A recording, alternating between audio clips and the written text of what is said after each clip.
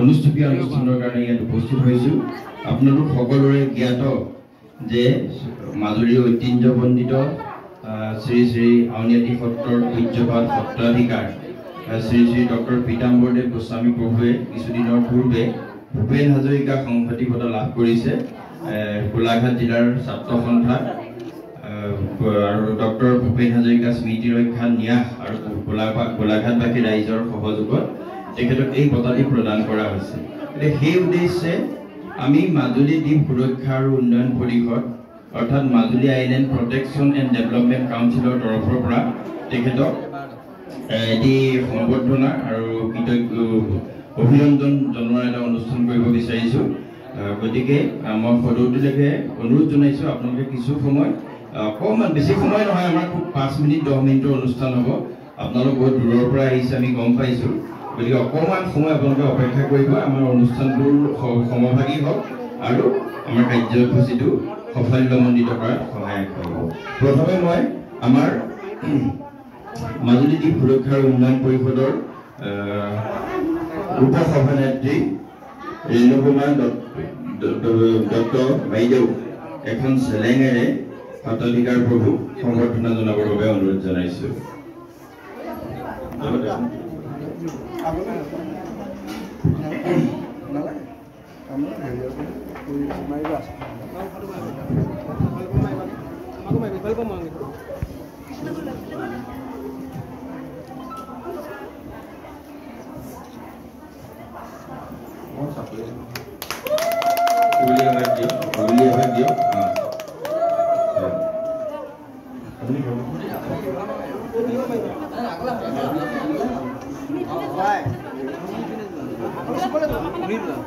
এতিয়া আমি পূজ্যপাত সত্ৰাধিকাৰ প্ৰভু ঈশ্বৰক আমি সকলোৱে জানো।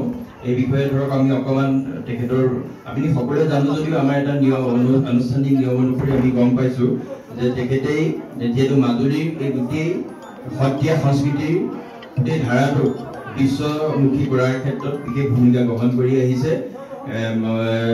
সত্ৰীয়া সংস্কৃতি প্ৰচাৰ প্ৰসাৰৰ ক্ষেত্ৰত এক গুৰুত্বপূৰ্ণ ভূমিকা গ্ৰহণ কৰি আহিছে।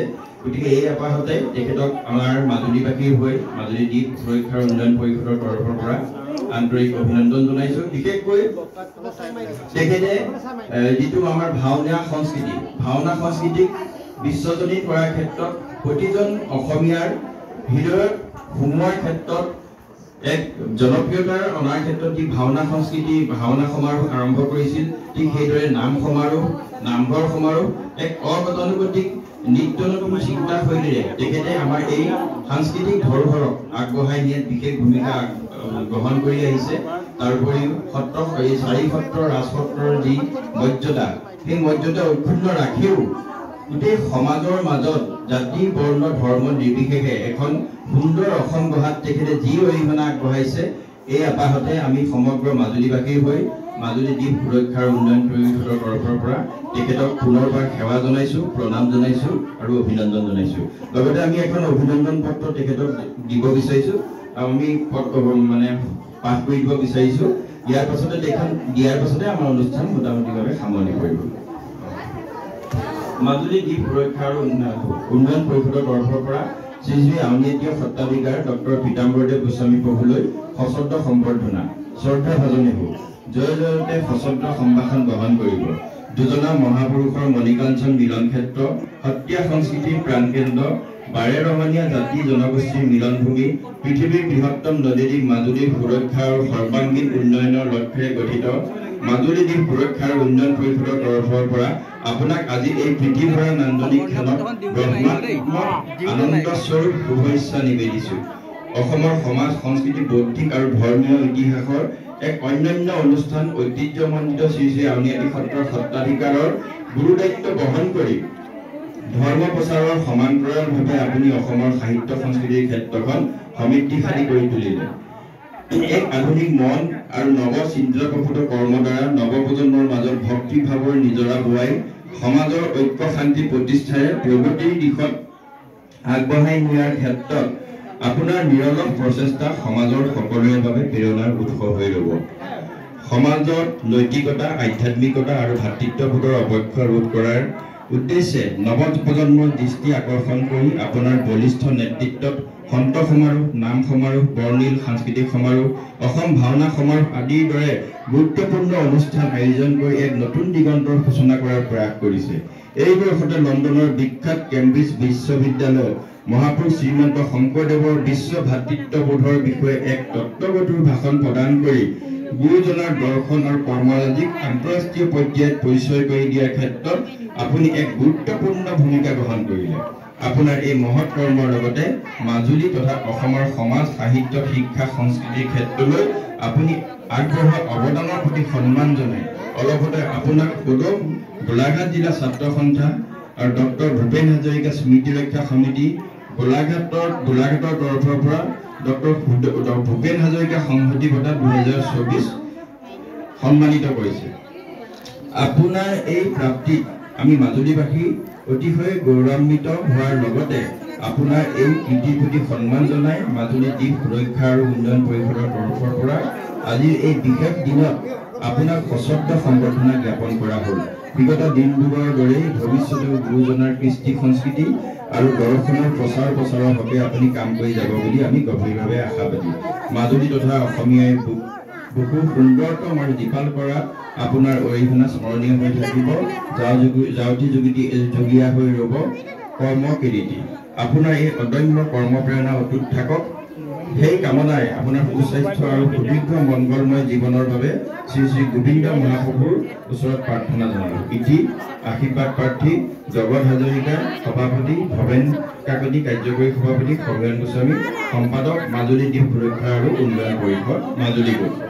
ধন্যবাদ। এতিয়া এই সম্বৰ্ধনা পত্ৰখন মই আনুষ্ঠানিকভাৱে আমাৰ মাজুলী দ্বীপ সুৰক্ষা আৰু উন্নয়ন পৰিষদৰ মাজুলী গোটৰ সভাপতি জগত হাজৰিকাদেৱক প্ৰদান কৰিবৰ বাবে অনুৰোধ জনাইছোঁ।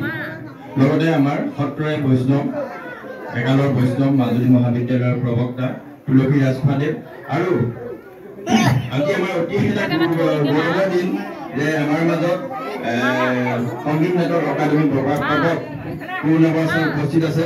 গতিকে ছাৰক এই সম্বৰ্ধনা পত্ৰখন আমাৰ সভাপতিৰ লগতে যৌথভাৱে প্ৰদান কৰিবৰ বাবে অনুৰোধ জনাইছে।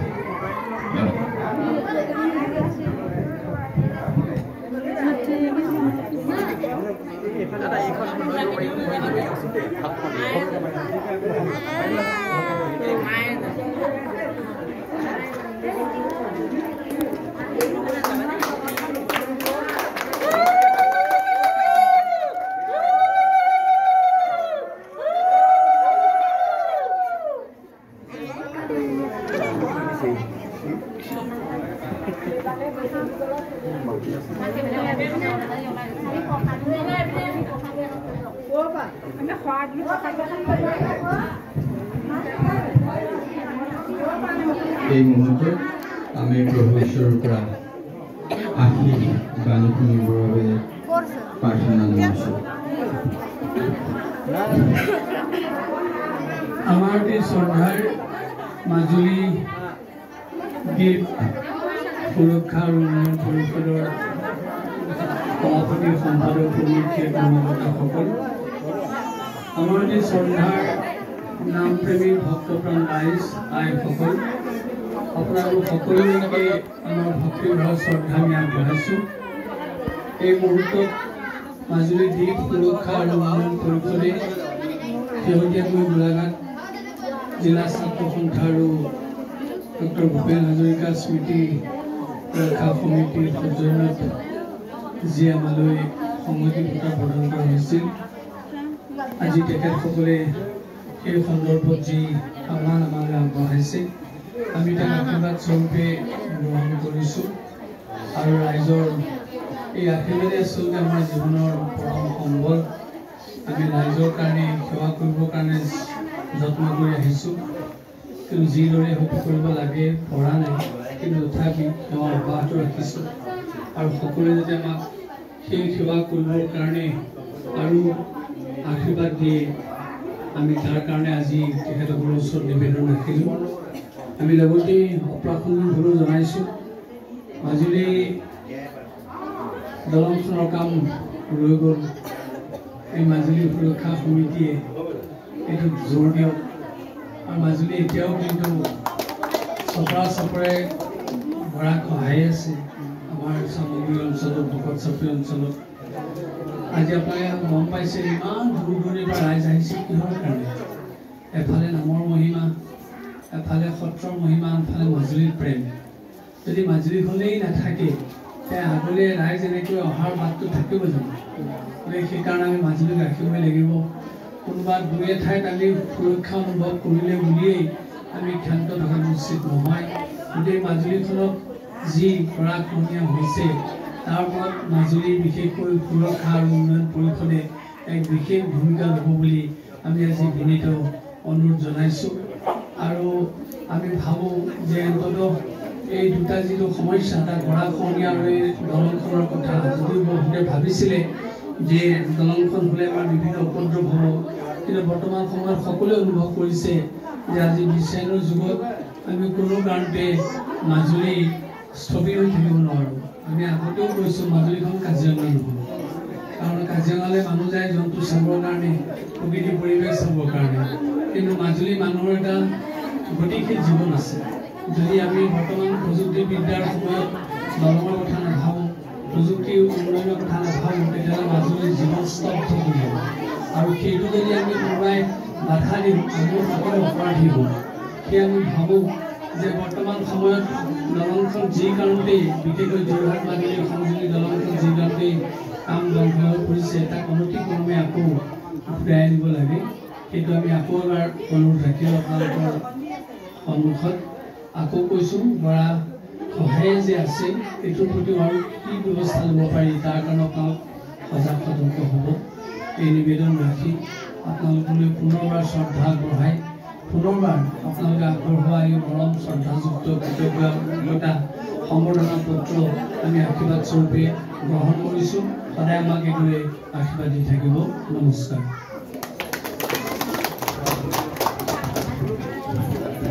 পূজ্যপাঠ সত্ৰাধিকাৰ প্ৰভু ঈশ্বৰলৈ পুনৰবাৰ আন্তৰিক অভিনন্দন আৰু ধন্যবাদ জনাইছোঁ তেখেতৰ এই সহযোগিতাৰ বাবে, আৰু সকলোলৈকে ধন্যবাদ জনাইছোঁ যিসকলে অতি ধৈৰ্যৰে আমাৰ এই অনুষ্ঠানটিত সহযোগিতা আগবঢ়ালে। লগতে আমাৰ কৰুণা বৰা ছাৰ আৰু আমাৰ